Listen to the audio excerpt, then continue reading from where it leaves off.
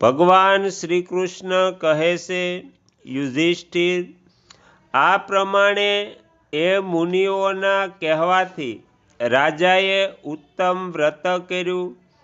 મહર્ષિઓના ઉપદેશ અનુસાર વિધિપૂર્વક પુત્રદા એકાદશીનું વ્રત કર્યું.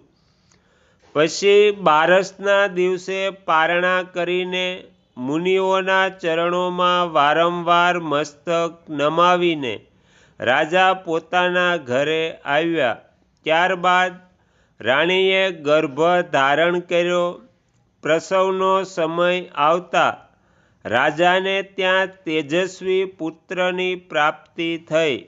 એણે પોતાના ગુણોથી પિતાને સંતુષ્ટ કરી દીધા. એ પ્રજાપાલક બન્યો. આથી રાજન, પુત્રદા